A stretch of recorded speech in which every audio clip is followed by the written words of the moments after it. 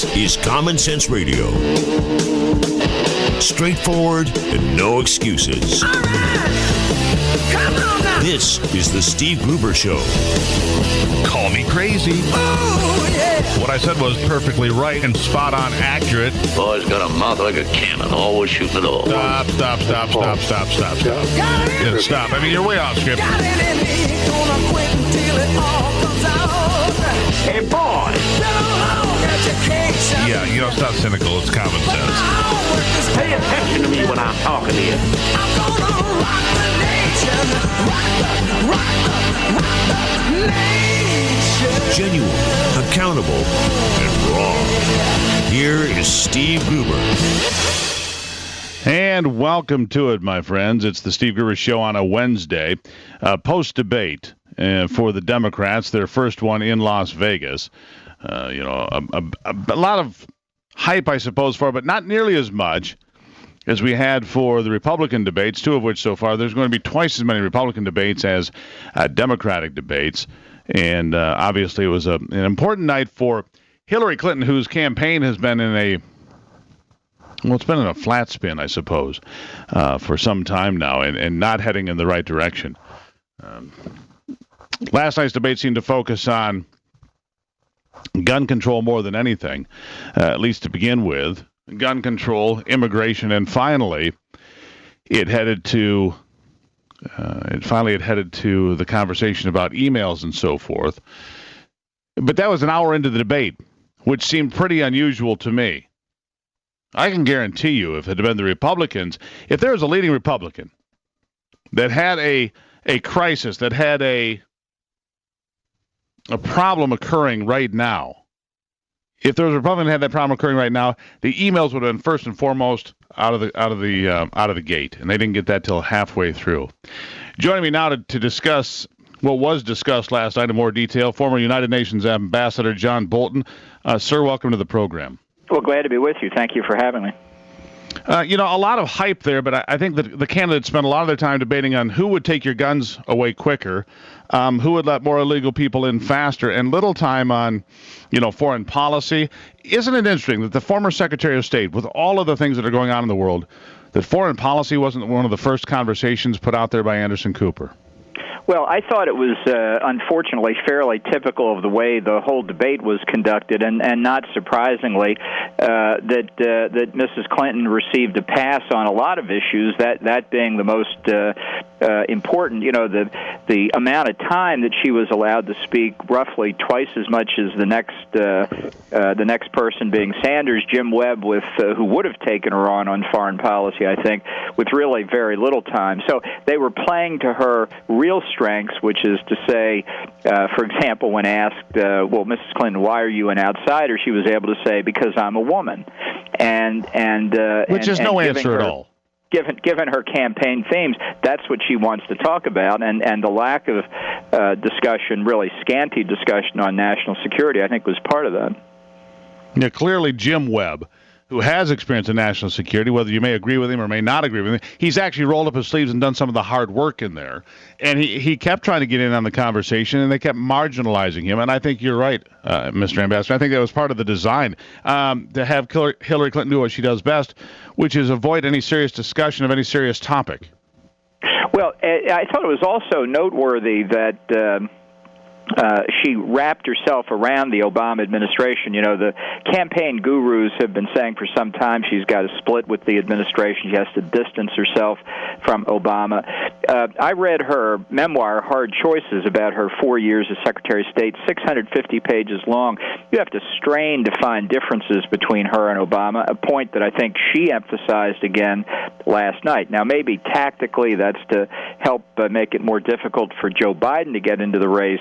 But I think by allowing her to tie herself to Obama, as on a number of other issues, that may have helped get her through the debate last night. I think it's going to be poisonous to her in the general election. I think you're right. We're on the line with former United Nations Ambassador John Bolton. You see him as a regular Fox contributor and elsewhere. And Mr. Ambassador, as you look at this race shaping up, I have said for a long time, and I may be proven wrong on this, but I didn't believe that Hillary Clinton would end up with the nomination because of all the damage from the emails, from the foreign policy mistakes, tragic mistakes in many regards, and the problems that she's had. And I still think that if Joe Biden gets in the race, he would be the odds-on favorite to get the nomination. How do you see it? I agree. I still think Biden will get into the into the race. I think he knows he needs to put all the pieces in place before he announces. He only gets one chance coming out of the box, and if he blows it, then not only would this be his last presidential campaign, it could well be his shortest. So getting in a week before the Democratic debate, I think would have been a mistake for him. We'll see. I think he's got about 2 weeks to make up his mind. I think he'll get in, and I think it will be a close contest. Let's face it, that debate last night struck me as somebody from the top tier of the Republican Party's debate wandering into the undercard debate, because certainly apart from Bernie Sanders, the other three gentlemen there have zero chance of getting their party's nomination. And the one person who's competing with her, Bernie Sanders, gave her Christmas in October by saying they didn't want to discuss the email issue. You could see by the look in her face and the cackle in her voice when she heard Bernie say that. Well, sure. He was playing goalie for her because Bernie Sanders, I mean, you love him or hate him, he's a reasonably pragmatic politician. I don't think he anticipates getting the Democratic nomination. I don't think he sees that at all. So what's the smart political move to do is to protect Hillary Clinton on something like that. And trust me, the answers are not over. The FBI is involved with that investigation, and the FBI does not investigate computers. They investigate people, as you well know. So that's going to be a mess. And that's why I think that Joe Biden is still the odds-on favorite if he gets in the race. Now, if Hillary Clinton becomes the Democratic Party's nominee, I think that is probably good news for people like Marco Rubio or even Jeb Bush or I suppose Donald Trump if he survives the process. I think that Hillary Clinton's good news for the Republicans in general as a candidate. Well, I think a lot of people have believed that the ideal opposition for the Republican nominee is a badly wounded Hillary Clinton because she carries all the baggage from her past with her, plus the email problem, the Clinton Foundation problem, the failures as Secretary of State, and so on. The trouble is you can't really calibrate the optimum moment to leave her alone so that she gets the nomination. And the point you made earlier, I think, is important for people to understand. A lot of this is completely outside the control of the politicians, and particularly outside the control of Hillary Clinton. That FBI investigation, I think, is going to proceed, call me naive if you want, but without political interference from the Justice Department. I think it's too dangerous for the Attorney General or the White House to try and tip it one way or the other. And for Hillary, it's like getting up every morning and putting 3 concrete blocks around her neck, one F, one B, one I, and carrying it around all day. So we'll see what happens on that, but that'll be the dispositive factor, which is another reason I believe that Biden will get in, because he can see that, let's say, March or April of next year, when the Bureau and the Justice Department may finally be ready to act, go to a grand jury if they're going to, get an indictment if they're going to, at that point it is too late for the Democratic Party. So you really can't. So he better wait. get in now is what you're saying. Yeah, I think he will get in soon. I think within a couple of weeks is my bet. Former ambassador to the United Nations, John Bolton, a great pleasure, sir. Great having you on the program. Look forward to talking to you again soon. Well, look forward to it as well. Thanks again.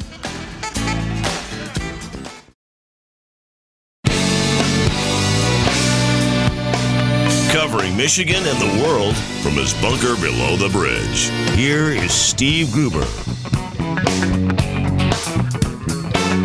So there you have it, Ambassador John Bolton. Nice get for us here. Always trying to bring you the finest guest possible. Still to come today, we're going to have Larry Elder on the program. He's got a bunker there in L.A. and Hollywood. He's going to talk about the debates as well. And Kevin Wheat will join us. Talking to Kevin as the lead up to the Michigan State game. So all of those things going on. The phone number here is 888-900-9966, 888-900-9966. And I would like to see these candidates talk more about foreign policy that is in the estimation of many in disarray. in the estimation, including myself, our foreign policy is in tatters in many places, whether it's Syria, Iraq, Iran, the Middle East in general. You know, we don't have a functioning foreign policy. But last night they spent a lot of time on domestic policy. And in fact, at one point it seemed like they were going to have an arm wrestling match over who was stronger on gun control. Who was going to take your gun first? I mean, I'm better. Anyhow, Hillary Clinton asked directly by Anderson Cooper about Bernie Sanders and gun control. Here's what she had to say. Secretary Clinton, is Bernie Sanders tough enough on guns? No. Not at all. I think that we have to look at the fact that we lose 90 people a day from gun violence. This has gone on too long, and it's time the entire country stood up against the NRA. The majority of our country supports background checks, and even the majority of gun owners do. Senator Sanders did vote 5 times against the Brady bill. Since it was passed, more than 2 million prohibited purchases have been prevented. He also did vote, as he said, for this immunity provision. I voted against it. I was in the Senate at the same time. It wasn't that complicated to me. It was pretty straightforward to me that he was going to give immunity to the only industry in America. Everybody else has to be accountable, but not the gun manufacturers. And we need to stand up and say enough of that. We're not going to let it continue. We're going to bring you all in on this. So stop right there. Stop right there. I mean, here's the deal. Holding the gun manufacturers, all you're trying to do is figure out how to destroy gun manufacturers, run them out of business, which will create a heck of a black market in America for gun manufacturing if you attack all the gun companies, which is what she's advocating. You know, BMW, Chevrolet, Dodge, they are not attacked and sued because somebody gets drunk and operates their vehicle and kills somebody else. Hammer companies are not sued because somebody takes a hammer and pounds on somebody's head and kills them. Or crowbar companies for the same reason. Or knife companies are certainly not sued because knives are used to stab people that die. These things don't happen. So her point is actually a polar opposite of the truth. The truth is, she wants to make gun companies the only company liable for the use of their product in an illegal fashion. Unlike other companies, she wants to treat gun companies in a separate fashion. Companies that have their product used in an illegal way should be subject to lawsuits, according to Hillary Clinton. And they say they don't want your guns. Balderdash. Of course they want your guns. All of them. All of them. That's what the left wants. They want your gun. They want all of them. It's not a radical idea. It's an observation. Now, Bernie Sanders had his chance to respond to the attacks he was under, and here's part of what he had to say. Let's begin, Anderson, by understanding that Bernie Sanders has a D- voting record from the NRA. Let's also understand that back in 1988, when I first ran for the United States Congress, way back then, I told the gun owners of the state of Vermont, and I told the people of the state of Vermont, a state which has virtually no gun control, that I supported a ban on assault weapons. And over the years, I have strongly supported instant background checks, doing away with this terrible gun show loophole, and I think we've got to move aggressively at the federal level in dealing with the straw man purchases. Also, I believe, and have fought for, to understand that there are thousands of people in this country today. Stop right there, because first of all, straw purchases are illegal to begin with. You know, there is no loophole at the gun shows, per se. The vast majority of gun sales at gun shows are conducted by sellers with federal firearms licenses, and it doesn't matter whether they're at the gun show or in the trunk of their car at the local 7-Eleven. They have to follow the same paperwork and fill out the same paperwork that they would if they were standing in their gun shop. It doesn't make any difference. It's a red herring. I have said I don't have an issue. I don't have an issue with a yellow sheet being issued and filled out for every gun exchange between private citizens. It doesn't win me a lot of favor, but I don't think it hurts anything. But that's where it ends for me. this notion of registration and banning classes of rifles and guns and so forth is nonsense. The Ruger 1022 we talked about yesterday here in the program, a very standard 22 caliber rifle. It's been around forever and ever, and it's a great piece of equipment. It's flawless. It never jams. Because that rifle can take more than a 10-shot magazine or clip or whatever, because you can put a banana clip on it. Because of that, it would be considered an assault weapon based on the thinking of these folks. Make no mistake, they're coming after you. They're coming after your freedom and your guns and everything else. It's the way it is, my friends. And I listen and I debate with my liberal friends online.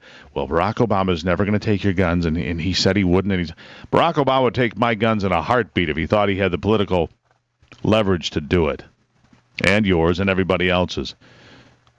Jim Webb, by the way, on the stage last night, Democrat, gets an A from the National Rifle Association, an A. Jim Webb also has experience in national defense. Jim Webb is the only reasonable Democrat on the stage, in my estimation. Think about that. It's the Steve Gruber Show, brought to you by Mesa. Good business, good health, and great schools. We will be right back.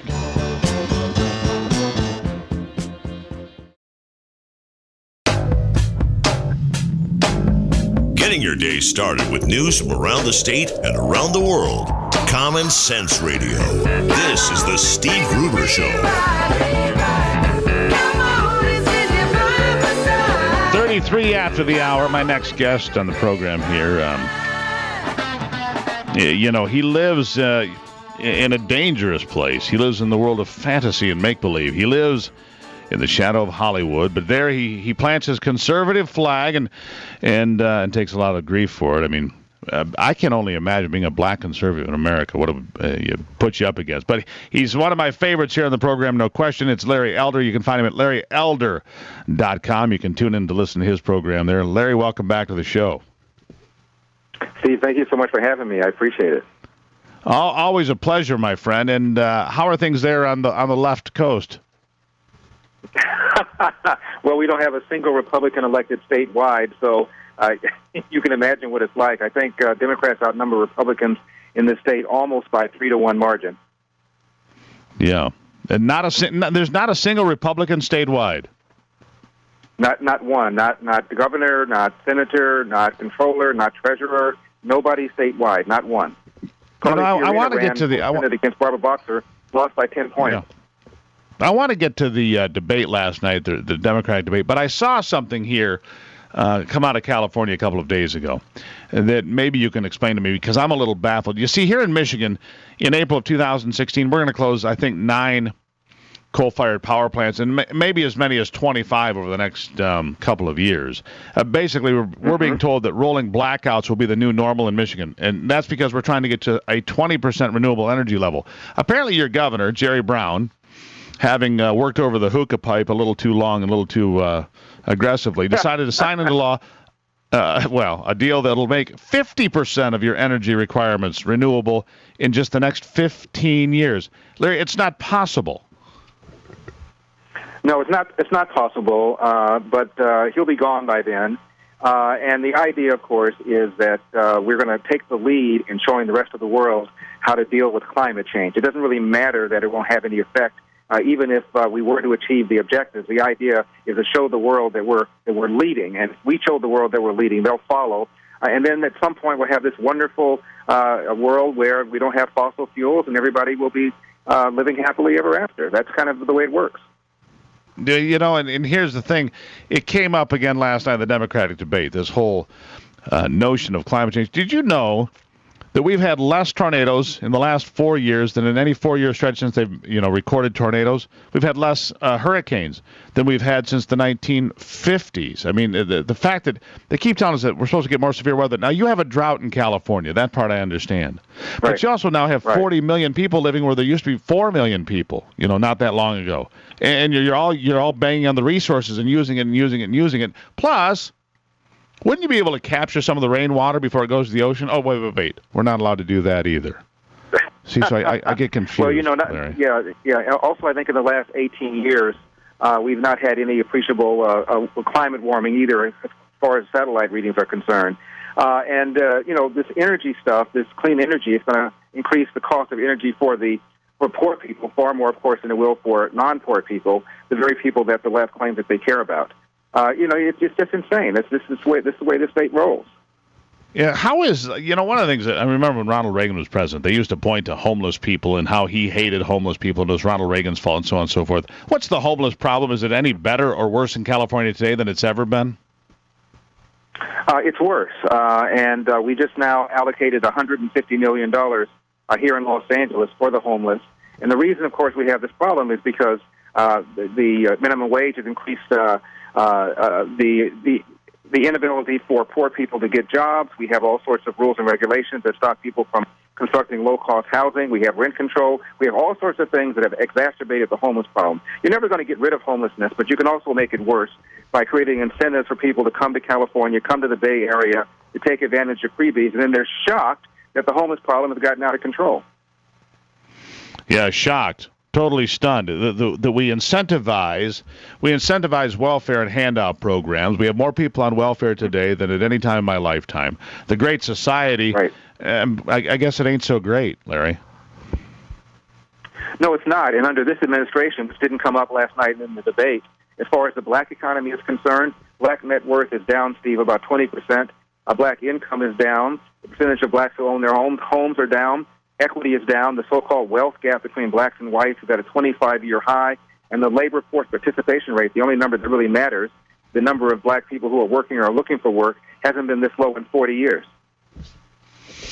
No, and you look at this, and you wonder, I wonder, Larry, and it's not just the black community, but in the poor community in general. This government creates this dependency, and it fails. And you see, the unemployment of the black community and the failure in the poor communities of this country. And yet then the Democrats come riding in, and we're going to save you. You created the problem. You're going to save me from what? Yourselves? Absolutely. The first line in the Hippocratic Oath is do no harm.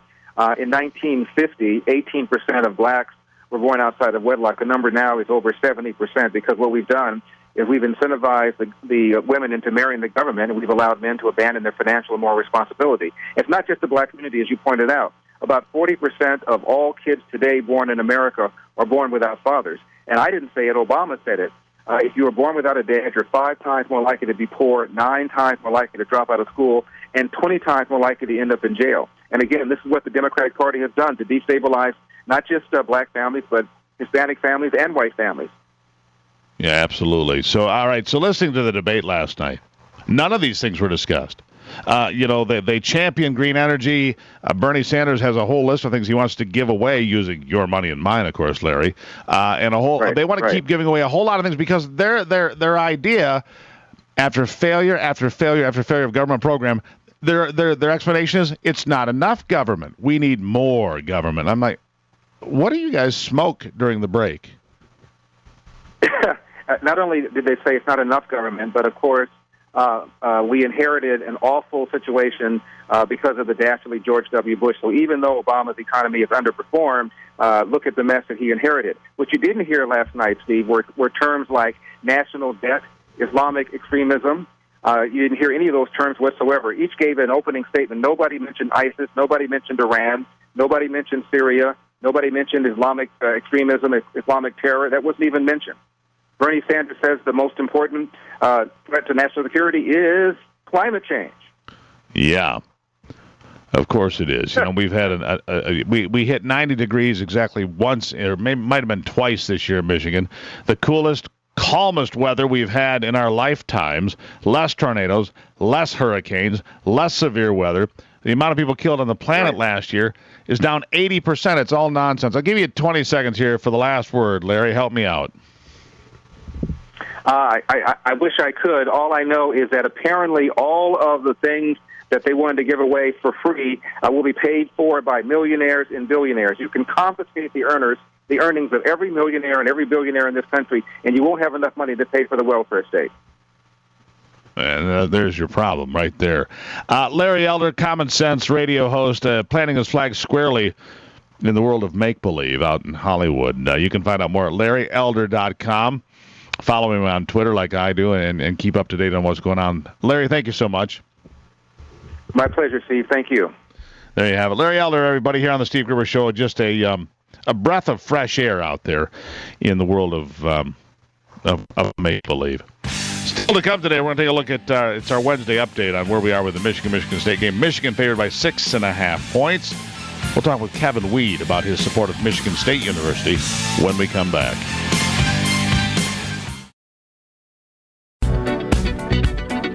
Michigan, born and raised with Midwestern values and Michigan common sense. The legend of the Phoenix all ends with beginnings. All right, of course, you know the big game coming up this weekend, 3:30 at the Big House. The 7th-ranked and undefeated Michigan State Spartans will invade Ann Arbor, where the 5-1 and surging Wolverines, ranked 12th in the country, will be defending the home field. Obviously, you know all these things. ESPN's Game Day will be in town to discuss and highlight and have fun with all the festivities. The weather looks like it's going to be real football weather. What I mean by that is the highs will be somewhere in the mid-40s.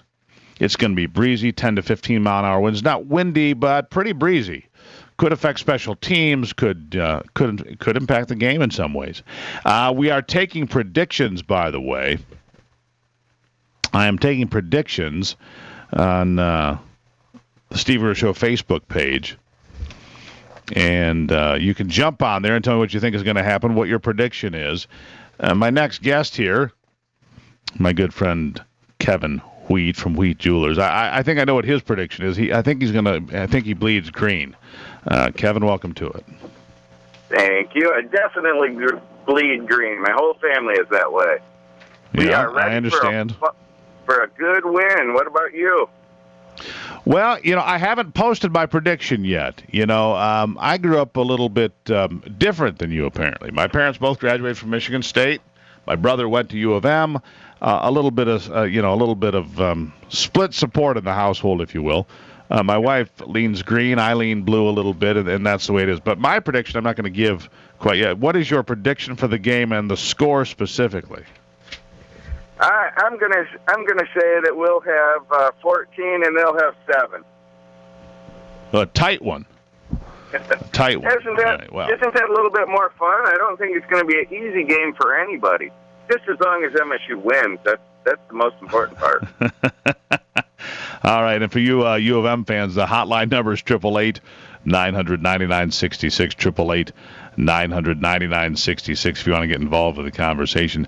I decided to have you on, Kevin, because I do know that when it comes to finding ways to show your Spartan spirit, if you will, you have a way to do that unlike anybody else. And if nobody out there on the Michigan side does what you do that I'm aware of, so you make belt buckles and jewelry and bling, but all with that Spartan spirit. Tell me about that. Anybody can see it at msujewelry.com, but it was just kind of a fun thing we wanted to do to make our contribution to MSU so that everybody could show their team spirit every day. And it's all made right at our store in Okemos, so it's kind of fun. So, and some of the stuff we're talking about, I know that Ivy tried on a belt buckle. I think it was, if I'm not mistaken, it might have been solid gold. That was the outside. It was sterling, but the Spartan head was solid gold. That was $1,500. But that was a beautiful piece. It's starting at about $75. So we've got all kinds of things, $75 to a few thousand. Just depends. And this would be the weekend. Yeah, make no mistake. This is the weekend to show whichever team you're supporting, because for the folks that don't have a chance to get into the stadium, and I was looking at these ticket prices, the cheapest I could find online a couple of days ago was about $300 for a ticket in an end zone seat. Seats along the sidelines, between the 40s, if you will, in the middle of the field, going from $800, $900, somewhere about $1,000 per ticket. I love football. But for $1,000 times 2, that's $2,000. And so for that kind of money, I could run on over, get myself a 60-inch super high-definition TV, a nice chair, and a case of beer. I got to be honest with you. I could do those things for $2,000, so I'll let somebody else have those seats. What do you think, Kevin? Is that a bit much for you, too? That's a little bit for me, but you could also go down there and watch it on a big screen TV at a tailgate party and celebrate with everybody, which is a fun way to do it. That's not the way we're going to do it this year. But I just don't think I could walk into the big house down there. I might collapse. Come on. Well, what are you talking about? Collapse. I mean, but that's one place I just can't walk into. It's a crown jewel of college football. What do you mean you can't walk in? I mean, it's a crown jewel. It's part of the Big Ten Conference that you support. I realize that, but it's just that Michigan State, Michigan thing. You know, fall weather it's a great time of year. It makes me think of MSU football, deer hunting, apple cider, color tours, all that. But just the thought of going into the big house, man, I can't do it. I'll be watching it on TV. Yeah, well, so will I. And, so, we'll just try to figure out, because I'll probably have some folks over. I'll probably have both Michigan State fans and Michigan fans in the room. And like I said, my wife leans a little bit to the green side. I lean a little bit to the blue side, which, by the way, apparently has gotten the ire of my little brother Sean. My little brother Sean's a little upset. Of course, he's a Sparty fan, and so he's a little fired up over that. Aren't you, little bro? It's all right. Because he likes the term little brother, see, because all Spartan fans love that term, right? I'm just hoping that your lady is wearing some of my Spartan jewelry so that all the people know where to go to get MSU jewelry. Bling, bling. All right. People can go to wheatjeweler.com, right? Wheatjewelers.com. Is that the place? That works, or MSUjewelry.com will get you right into our Spartan jewelry. All right, then there you have it. Kevin Wheat, good friend of the program, good friend overall. Kevin, I appreciate it. And may the best team win. How about that? All right, just as long as it's green and white. Go green. All right, there you have it. Fair enough. Kevin Wheat, everybody. He's a homer, and that's all right. Here, I think we're going to have Will Tiemann on the program tomorrow for Michigan State, and maybe Jim Brandstatter on Friday here on the program. We're going to pass around. Let's be honest. This show runs from Marquette to Monroe and all points in between, and we've got both Michigan fans and Michigan State fans covering the middle there. Now, I will be at home with our 55-inch flat screen TV. Ivy and I will be here. Probably have some friends and family over as well, and just enjoy it. Tom's on the line in Rives Junction here. Real quick, Tom on the hotline. What's on your mind? Well, I just wanted to follow up at Mr. Wheat with a prediction of Michigan on top, 20-13, to take care of all these terrible, terrible winners at Michigan State. Abusing us Wolverine fans for years. There you go.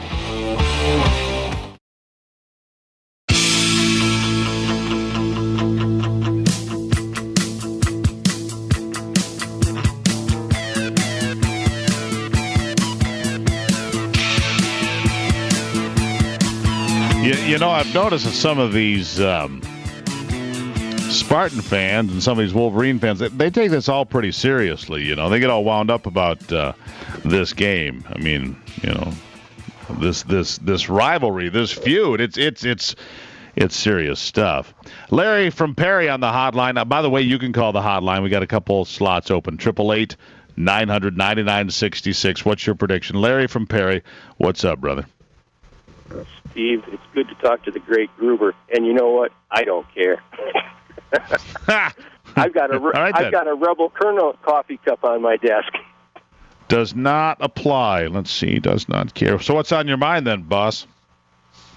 Well, I was listening to the great elder, and Steve, many years ago, one of the books I read that shaped my political philosophy was entitled One Nation Under God, and the author, Russell Thomas, talked about trying to discuss issues with liberals, and you can't, because they don't have the same understanding of the facts that you have to have in order to have a reasoned discussion. Very true. They have their perception of the world, or their view, is through a prism that's, well, it's hard for me. It's like putting on glasses from somebody else who's got a prescription, trying to look at the world, going, "My God, I can't see anything." That's the way. That's the analogy for me. Trying to pick up glasses from somebody else to try to understand the way a liberal sees the world, because I can tell you right now, I do not for a second understand it, and I don't understand from people that I grew up with that could somehow have derived the information the way they did, how it arrived at their brain for evaluation. And we had the same teachers, the same classes, the same general experience, and it's confusing to me, Larry. Steve, I was trying to discuss global warming with one of my coworkers some months ago, and he started off on the global warming thing. And I said, but so-and-so, don't you remember that the lab that did the work that all of this stuff is predicated on was caught falsifying their data? And he says, well, yeah, but what if they didn't? I said, huh? I didn't know but what if they didn't, Larry? What if it wasn't false? Yeah, I get it. Larry, have a great day, and everybody else as well. It's the Steve Gruber Show. We'll talk tomorrow, my friends. Enjoy it out there. Be careful. Go green. Go blue.